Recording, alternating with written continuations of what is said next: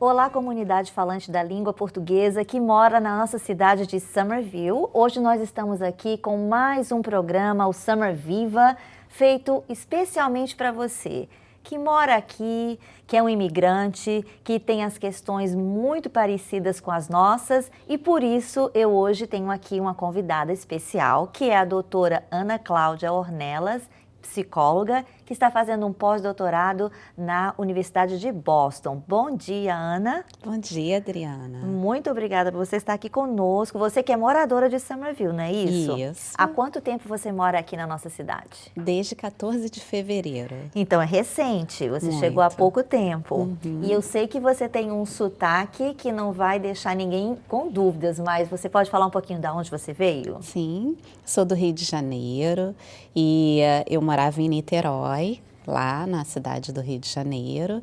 E é um lugar bem gostoso, de muito calor aqui. A gente sofre um pouquinho com a diferença de temperatura. Então mas você ainda está sofrendo, bom. porque a gente acabou de passar, né, por um dia de neve. Foi seu primeiro dia de neve aqui? Sim, teoricamente sim, porque no dia que eu cheguei estava muito frio. Talvez tenha sido o dia mais frio, né? Que teve uma temperatura menos 20. Mas vivenciar o dia inteiro de neve foi ontem, a primeira vez. Então você tem estado assim nessa fase de adaptação. Você não veio sozinha do Brasil, não é, Ana? É verdade, eu vim com os meus filhos. Qual a idade dos seus filhos? Marcelo tem 18 e Yasmin tem 13 anos. Então Yasmin é uma estudante de uma escola aqui em Summerville. Sim, uma escola pública e a gente está adorando. Que bom. E Ana, então você veio com um propósito, você Sim. veio com um propósito específico que seria estudar, não é? Você é uma pesquisadora e você foi aceita pela Universidade de Boston para desenvolver uma pesquisa, um trabalho nessa área, né, da psicologia, é isso? Isso. Você quer falar um pouquinho mais sobre o seu trabalho? Sim, posso falar. Então, no Brasil, eu trabalhava na Universidade Federal do Rio de Janeiro como pesquisadora, fazia o meu doutorado lá e direto eu dei continuidade a um trabalho de pós-doutorado, o qual eu me aperfeiçoei num protocolo de terapia cognitivo-comportamental dentro da psicologia, uma das abordagens que trabalha com as demandas de ansiedade, de estresse, de depressão e outros transtornos mentais, de uma maneira geral, os quais têm uma possibilidade de melhor condição de tratamento através desse protocolo, porque não há uma restrição. Você não precisa ter um transtorno para você ser tratado, mas você pode se identificar com algum sofrimento emocional e nesse tratamento você tem um ganho, porque você aprende a lidar com as suas emoções. Então é um trabalho bem autônomo, onde a pessoa vai se empoderando das suas possibilidades de ação, de atitudes, e vai direcionando a melhor maneira de lidar com as emoções que ela vem sentindo, sofrendo, ou até vem se sentindo bem, porque a emoção faz parte da vida como um todo, seja ela ruim ou boa, todos nós temos emoções em algum momento da vida. Verdade, especialmente, né, nessa condição de imigrantes que você mesma, né, sente na pele, e não só a questão do clima, mas, né, você veio com os filhos todos estão se adaptando a uma nova realidade, não é? Isso mexe muito com a gente, não mexe, Ana? Muito, muito, porque é um país novo, uma língua nova, um ambiente diferente, pessoas diferentes. Podemos falar assim que é um novo sempre, um novo, né? Um novo começo é sempre ansiogênico, é sempre uma coisa que dá um certo impacto, mas que não precisa necessariamente a gente olhar como um impacto negativo, né? Porque a gente não sabe do futuro, ninguém sabe. E nem nós podemos prever o futuro e ficar imaginando como ele vai ser. Temos que viver o presente. Então, Ana, apesar de que a gente tem falado muito, né, de saúde mental e essa questão de viver o presente tem sido algo assim que as pessoas têm falado com uma certa constância. É possível que a gente, aqui nessa condição, vamos colocar aqui, de imigrantes, de estarmos, mesmo quem está aqui há muito tempo, eu já estou aqui há mais de 15 anos, Mas eu diria que todo dia é um dia novo, né? A gente tem um desafio novo. Sim. E você acha que é possível, então, ter um certo controle dessas emoções, de tudo isso que a gente sente, de forma que a gente possa se colocar mais no presente? Sim, é importante que nós tenhamos uma possibilidade de administrar melhor essas emoções, porque assim como o menos, o mais também é ruim, né? Então tudo que é muito, seja bom ou seja ruim, sai um pouco do propósito, de alguma maneira sai um pouco da margem, né? Sai um pouco da possibilidade de você funcionar bem. Então, quando você consegue administrar melhor, porque quando a gente fala controlar, Adriana, a gente, de alguma maneira, há uma supressão. E o ideal é que nós vivenciamos as emoções. Então, assim, para a gente ver que não morre disso, né? Que é possível nós passarmos e nos sentirmos melhores depois que passarmos a situação. Então, nada mais que é um trabalho com a nossa resistência, com a evolução, a nossa maturidade, né? Nós somos adaptáveis em qualquer ambiente. Então, é importante que nós estejamos passando pelas situações, sejam elas difíceis ou não, para que nós possamos aprender mais. Isso faz parte do processo da aprendizagem. Então, a primeira coisa, eu posso entender que seria uma aceitação, aceitar que a gente vai passar por por uma gama diversa de possibilidades e de limitações, e que aceitar isso, a princípio, já é meio caminho andado? Sim, o primeiro passo é isso, é você aceitar que você tem um sentimento diante da situação e que esse sentimento é possível para qualquer pessoa, é normal, é vantajoso para você, porque seja ele ruim ou não, você vai aprender a lidar com a situação com ele. Essa emoção vai te ajudar.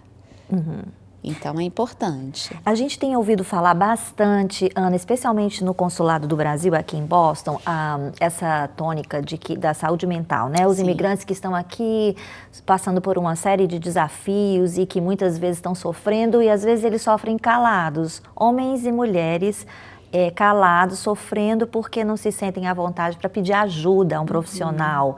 O que você diria sobre isso? Que tipo de ajuda eles podem pedir e para que eles possam enfrentar de uma maneira, né, assim, mais, digamos assim, fácil esses desafios? Então, aí esse já seria até um segundo passo. O primeiro passo é aceitar. Eu estou passando por uma situação que não estou dando conta, né? A partir daí, pedir ajuda, porque nós somos seres limitados, né? Temos algumas condições que desconhecemos e que podemos aprender a partir de um momento que a gente procura uma ajuda, seja ela psicológica, seja ela médica. E eu me senti aqui também, em Summerville, uma pessoa muito acolhida pelo atendimento médico que tem aqui na cidade, né? Então, isso eu achei importante também. Se você tem um plano de saúde e você pode buscar ajuda nesse plano de saúde, é importante que você dê esse primeiro passo. Então, sofreu, não deixa ficar com aquela sensação. Você não é nenhum esquisito de estar sofrendo. Todo mundo passa por isso. Então, é importante você saber que esse sofrimento é para você fazer algo, para você sair dessa zona de conforto. E é importante que você saiba e descubra as maneiras de sair dessa zona de conforto buscando ajuda de alguém. Às vezes, num passo que você dê nessa busca de ajuda de um psicólogo ou de um médico, uma medicação ou uma conversa com um psicólogo, pode dissolver várias situações antigas ou até atuais rapidamente, mais rápido do que você imagina. E, Ana, uma pergunta, porque a gente fica em dúvida, quando é que a gente pode considerar que o nosso sofrimento já está se transformando numa depressão ou num distúrbio de ansiedade? Porque, especialmente nós imigrantes, a gente tem, assim, essa ideia de que temos que ser fortes, e somos, né? Mas de que maneira, qual é o sinal, né? Olha, está na hora da gente procurar uma ajuda. O que você diria em relação aos sintomas? Então, na verdade, o tempo desses sintomas, né? Então, assim, ficou triste, 1 semana, 2 semanas, ok, né? Vai passar. Passou um mês e você ainda está sentindo aquela dificuldade, a dificuldade de levantar da cama, de se alimentar, começou a atrapalhar o seu vínculo social com o mundo, né? Você começou a ter dificuldade de chegar mais cedo no trabalho, de chegar no horário, de sair de casa, de conversar com os amigos, de receber pessoas, de socializar. Qualquer questão que seja uma dificuldade de enfrentamento, a partir de um mês, você já pode considerar que é o momento de você procurar ajuda. E é importante que quanto mais cedo você procure ajuda, melhor você vai se sentir com o tratamento, mais rápido você vai ser liberado também desse tratamento. Hoje em dia, os tratamentos são muito melhores, as medicações dão muito menos efeitos colaterais. Hoje, né, dão muito mais efeitos positivos do que negativos. Às vezes as pessoas se consideram assim, com dificuldade de buscar uma ajuda psiquiátrica porque não se consideram loucas, e na verdade não são. Na verdade, todo mundo tem um momento do desequilíbrio e é importante que se restabeleça nesse desequilíbrio. Então, partindo de um mês, uma dificuldade de enfrentamento social, você já pode procurar ajuda e você já vai ser bem-sucedido procurando essa ajuda tão rápido você se sinta à vontade para isso. Ana, no caso, a gente sabe que os psicólogos, eles têm linhas diferentes de ação, né? Sim. E eles acreditam em tratamentos baseados em, né, em diferentes formas de agir. Como que você poderia explicar um pouquinho o seu tratamento, a forma como você lida com as pessoas que chegam até você, né? Ou no caso no Brasil, porque aqui você está trabalhando com pesquisa, mas com esses sintomas de ansiedade ou depressão ou qualquer um outro.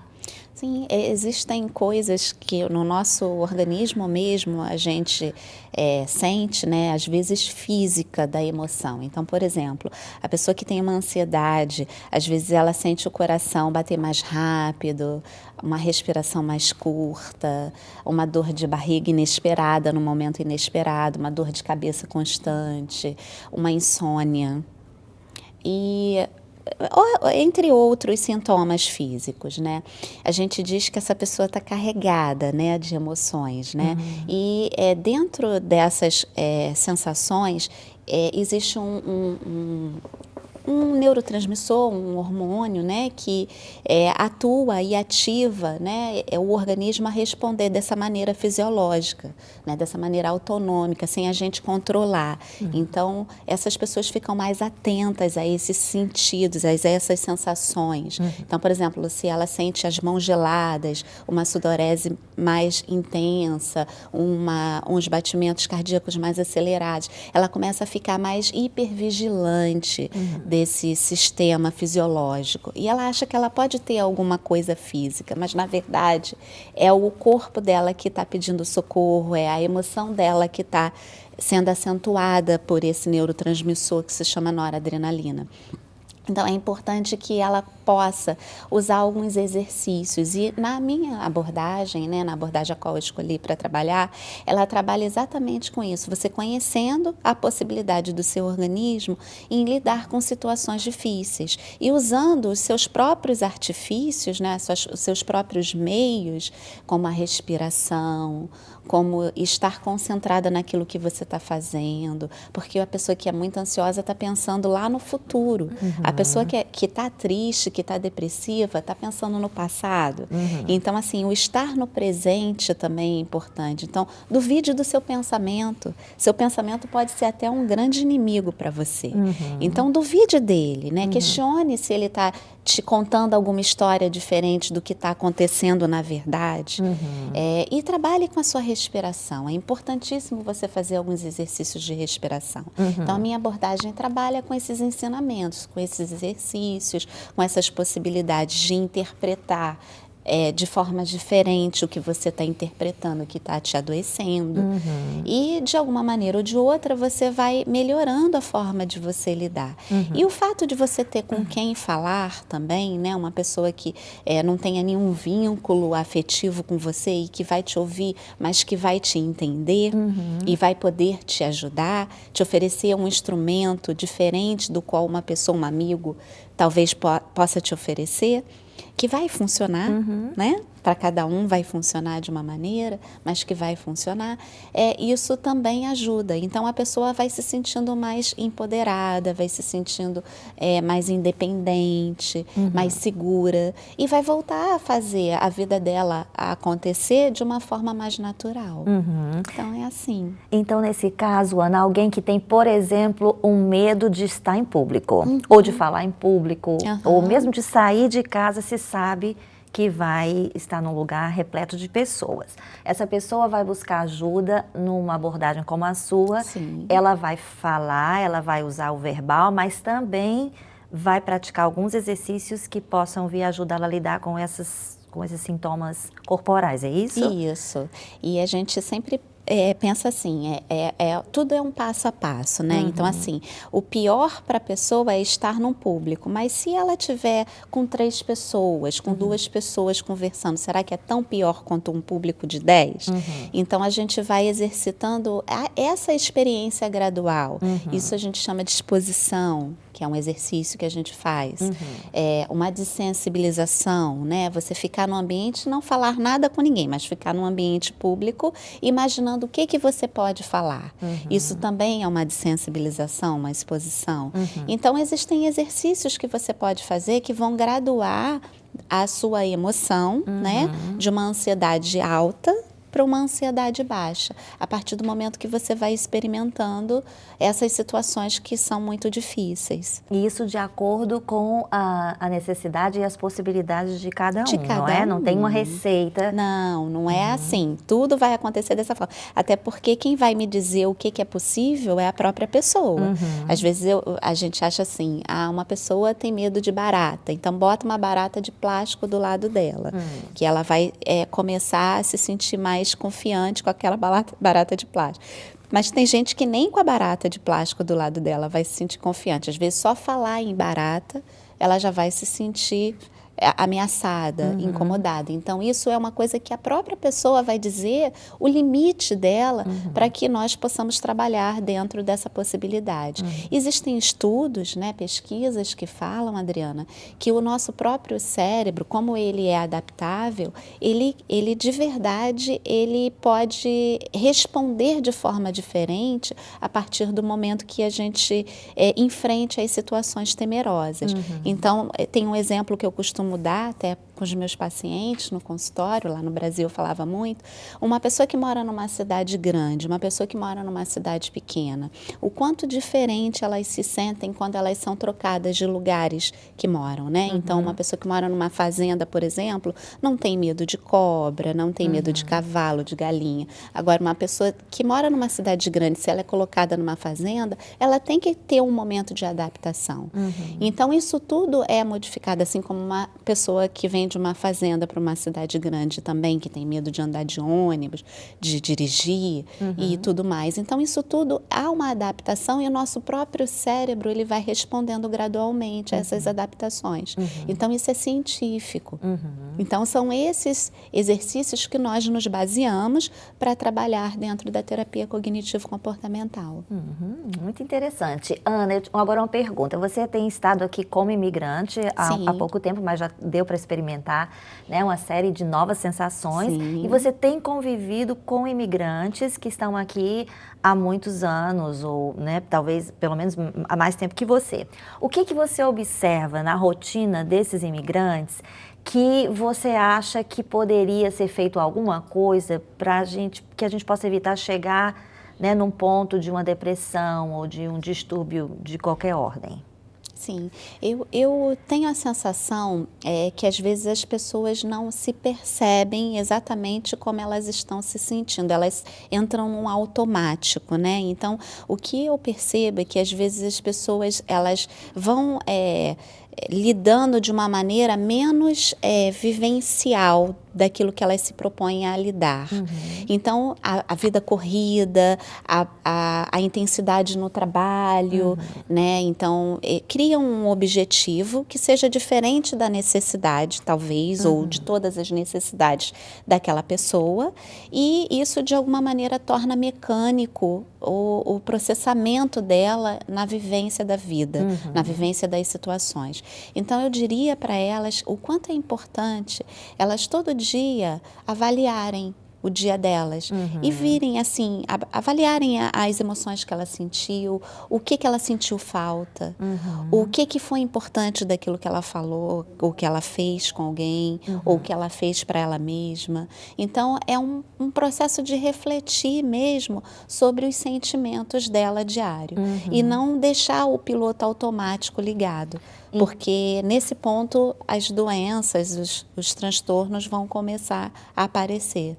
Então, quando você fala assim, a gente precisa refletir, eu diria que a gente precisa de tempo também para refletir, não é? Sim. E o que a gente observa é que a vida do imigrante é esse constante ir e vir entre o trabalho, os filhos, a casa, né, as outras tarefas que se sobrepõem quase sempre, especialmente, né, em relação às mulheres. Eu vou ter que, né, assim, os homens que me perdoem, eu sei que vocês têm desempenhado um papel maravilhoso, né, na vida dessas mulheres. Mas, digamos que as mulheres costumam trazer para si uma série de outras, né, assim, tarefas, atribuições. Às vezes a gente se sente assim, me sinto culpada porque não dei conta de tudo, né? Então, quando a gente fala em tempo para refletir, é importante, então, que a gente diariamente pense um pouquinho, né, esse tempo aqui é para mim, agora eu preciso tomar esse tempo, né, possivelmente abrir mão de alguma atividade mais para pensar um pouquinho mais em mim? Sim, tem um teórico, né, que eu gosto muito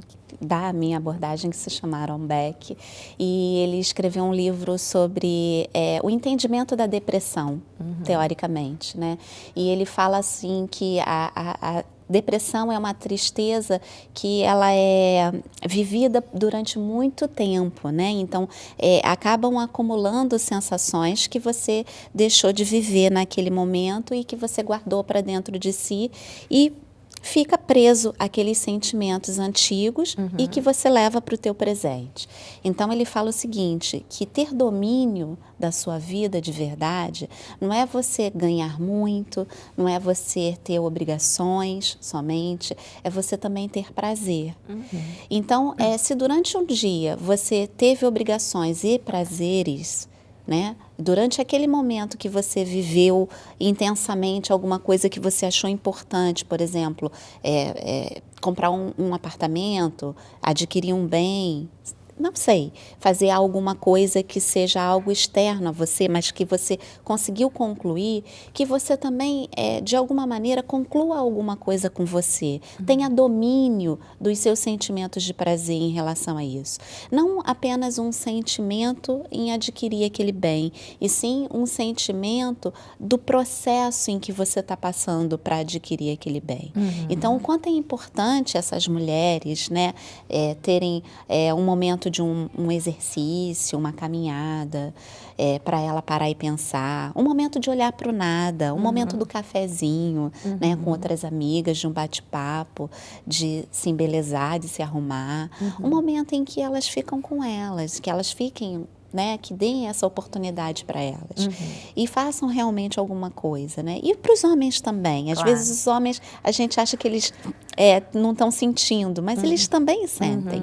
Então é importante que eles também, entre uma atividade ou outra, eles parem e respirem e vejam o quanto de prazer eles estão tendo na vida, né? Se eles estão, de alguma maneira, tendo uma atividade que agrada, se eles gostam do que fazem, se eles podem melhorar isso, né? Então é importante esses minutos, esses momentos de reflexão, essas oportunidades. Eu sempre falo assim, Ana, que mesmo quando a gente está passando por uma situação difícil, e às vezes são situações bem difíceis, acontecem aqueles pequenos milagrinhos, né? Que se a gente tiver, né, se estivermos atentos, é capaz da gente estar atravessando, né, digamos assim, essa dificuldade, mas sempre olhando para o lado, porque coisas boas também estão acontecendo. A gente nunca vive só um momento ruim, Exatamente. né? Tem as coisas boas, mas para isso a gente precisa estar muito focados no presente, não é isso? Você tem alguma atividade, um exercício que a gente possa fazer para que a gente, ao tentar ir para o passado ou para o futuro, alguma coisa possa nos trazer para o presente? Sim, é simples. É você ativar o seu órgão sensorial. A gente chama isso de atenção plena, né? Hoje em dia está muito divulgado mindfulness, você trabalhar com as suas emoções no presente momento, né? Respirar, parar, pensar, sentir. Então, assim, os 5 órgãos sensoriais, né, que a gente tem. Então, por exemplo, você vai almoçar, vai tomar um cafezinho. Então, sente a textura, né, daquela comida, né? Sente a temperatura da comida, o gosto da comida, olha para aquela comida. Então, fique presente naquele momento. Não fique almoçando pensando que você tem que sair daqui, pegar a criança na escola, fazer alguma outra coisa rápido, porque senão não vai dar tempo. E aquele momento deixou de ser o momento presente, Entendi. ficou o momento futuro. E às vezes a gente está assim, muito ligada ao celular também, né, Ana? A gente Sim. está almoçando, mas a gente está ligada ao celular, a gente dorme com o celular do lado, Sim. está numa reunião que seja, ou ainda mais grave, às vezes a gente está com os amigos, né, e está todo mundo ali checando o celular. Eu entendo, eu acho que não é algo simples, mas eu acho que é algo válido, né? Eu quero até te falar que um dia desse eu esqueci meu celular dentro do carro e eu até tive vontade e pensei, eu devo pegar porque alguém vai me ligar, mas eu falei, quer saber, eu vou viver essa experiência de não estar ligada ao celular, até porque eu tinha uma boa desculpa que era o frio lá fora. E eu confesso que foi bom experimentar, estar ligada no que eu estava fazendo naquele momento. Sim. E isso que você falou de sentir o sabor do alimento, que às vezes a gente realmente não sente, a gente engole, né? A gente vai almoçar, a gente engole, às vezes não lembra nem o que comeu. Exatamente. E, então são exercícios simples, né? A gente não precisa pensar em nada muito sofisticado, mas é estar vivendo o presente às vezes. Estar com os nossos filhos ou com nossos familiares e, de fato, estarmos com eles, né? Não é só apenas estar ali presente, mas pensando já no que vai fazer daqui a pouquinho, eu tenho que ir no supermercado. Então, eu diria que no começo não é fácil. Né? A gente está aqui tentando, vamos viver o presente e quando a gente vê, já está planejando alguma coisa para o futuro ou se lamentando de alguma coisa que aconteceu no passado. Eu vou falar por mim mesma. No começo, para mim, foi bem difícil fazer qualquer tipo de meditação que me trouxesse para o presente. Hoje já é um pouco mais fácil, porque eu tenho, digamos assim, realmente me prontificado a fazer isso. É o hábito, né? Assim, mais vezes. Então, eu diria que é possível, se você que está nos ouvindo aí, pode escutar aqui o testemunho de alguém que teve bastante dificuldade, e ainda tenho, né? Às vezes eu estou, né, no meu office ali atendendo 3, 4 pessoas e já pensando, e depois o que vai acontecer? E quando eu penso, não, acho que é hora de eu estar aqui, né, ouvindo essas pessoas e contribuindo e aprendendo com elas. Isso tem me feito um bem danado. É porque são coisas, a gente não pode tornar complexo uma coisa que realmente é possível, né? E a gente tem que simplificar a nossa vida. E simplificar exatamente é isso, é você estar atento ao seu momento. É você realmente parar e pensar em você naquele momento que você está tendo a oportunidade de se alimentar, naquele momento que você está tendo a oportunidade de vislumbrar alguma coisa, de brincar com seu filho, de fazer algo realmente importante naquele momento. Então, isso é, de fato, um tratamento, sabe, Adriana? É um tratamento inovador. Ana, eu queria agradecer muito a sua presença aqui, dizer também que eu estou muito feliz que você é moradora de Summerville, então você pode vir mais vezes aqui nos visitar, aqui na prefeitura, né?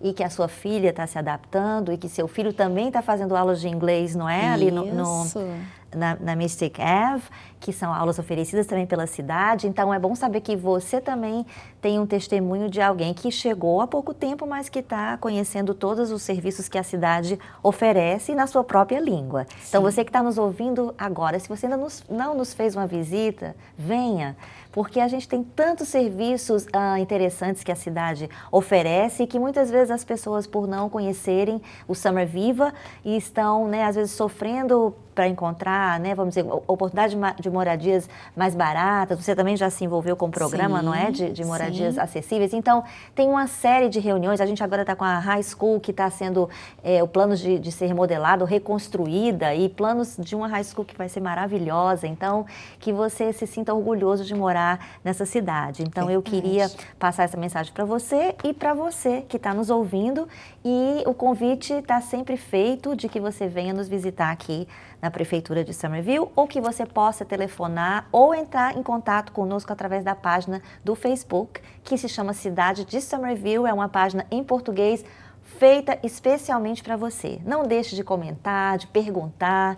A gente tem estado assim, né, tentando o máximo possível responder prontamente a essas questões. Então, Ana, obrigada por tudo que você colocou aqui para nós. A questão da saúde mental é uma questão assim muito importante. Às vezes a gente deixa de lado, né, achando que é algo que não, vamos deixar para lá, amanhã eu procuro. Ou, não, eu só estou triste, mas amanhã eu vou estar bem. Mas que a gente possa ter um pouco mais de contato com a gente mesmo e que a gente saiba que é possível, né, criar novos hábitos para que a gente possa se tornar assim cada vez mais plenos, não é isso? Isso, verdade. Muito obrigada. Obrigada a você, tá? Bem-vinda.